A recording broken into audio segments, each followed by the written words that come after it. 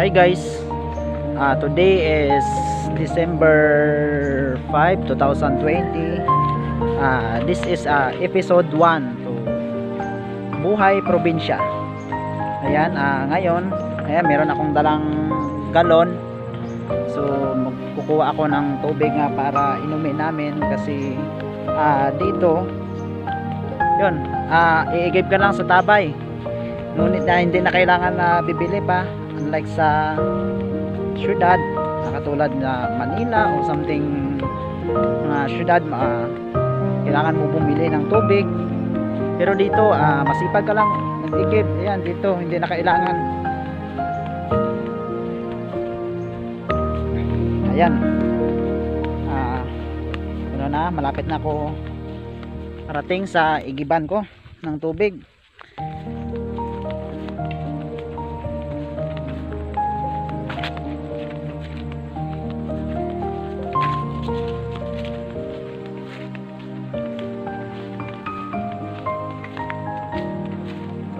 Ayan, parang uulan pa.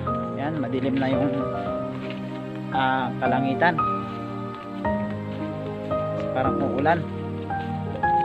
Ayan, pag nakikita nyo yan, dyan kami kumukuha ng tubig nga pang inumin. Ito, kasi malinis naman siya kasi ito tuburan. Ano bang tawag nito? Parang abukal, galing sa ilalim ng lupa.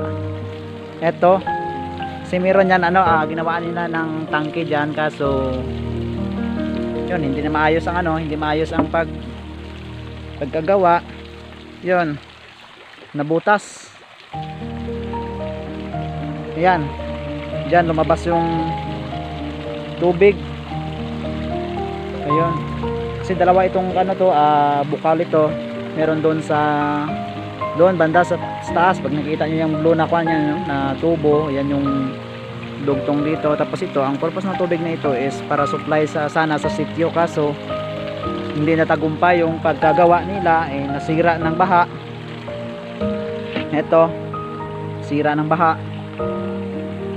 Yun, hindi, parang wala naman, hindi naman pinapatuloy sa maintenance.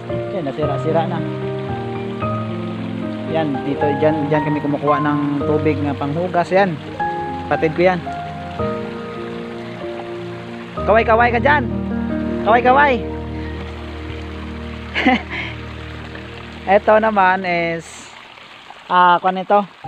binhi ba tawag nito? Seeds ba tawag nito sa ng palay namin. Ito kasi palayan kasi ito namin ito makan pa,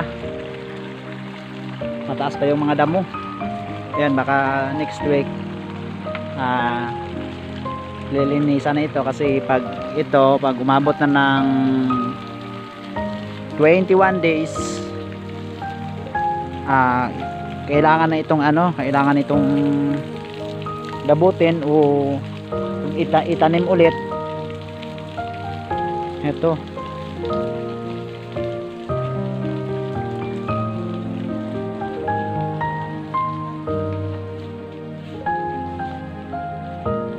yan, kita nyo, ang ganda. Talon yan, talon. Bakit ngit-ngit? Talon. Tingnan nyo.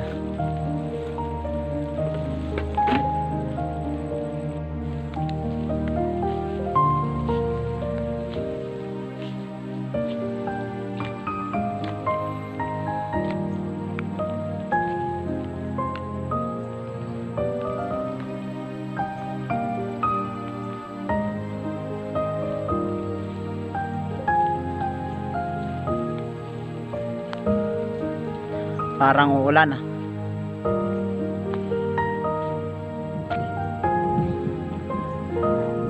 langgam.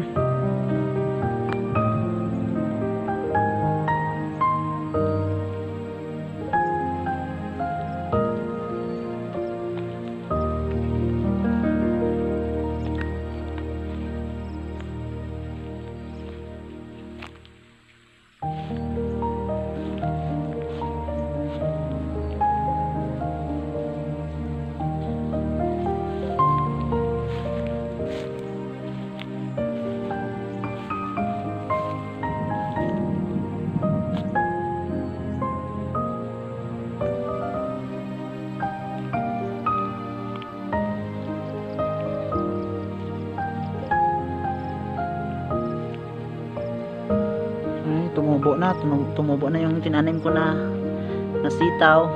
Ito meron kasi sitaw yan, tapos meron din kamatis, yon ito kamatis yun, tapos meron din kangkong, alugbati, meron din. Tapos meron din akong tinanim dito na kalabasa, pero hindi pa tumubo kasi pangatlong araw pa lang to ngayon bago ko tinanim. Yan dito, pag masipag ka lang dito magtanim-tanim ng gulay, hindi ka talaga magugutom dito. Ganito tapos yan yung palaya namin, yan yung source na kinukuhaan namin ng ng rice. Ito, yan siya. Yan yung palaya namin. So, medyo mataas pa yung mga damo. Yan. Ayun, may laman na yung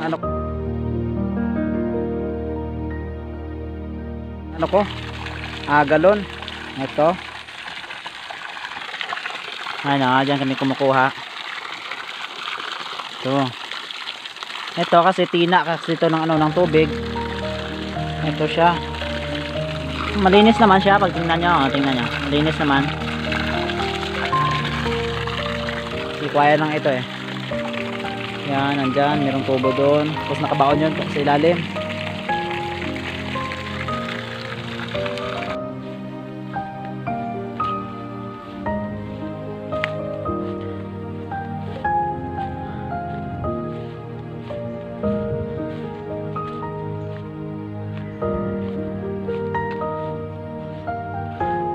Nakakapagod.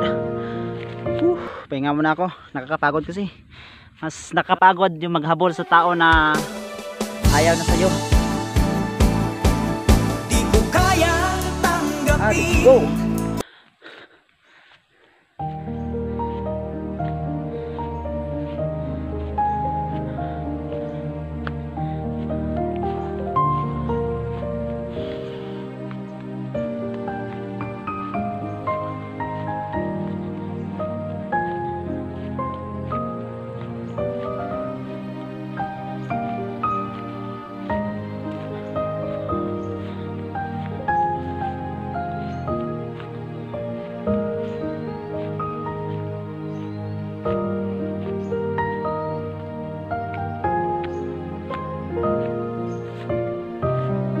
Guys, dito ako natatapusin ng video nito.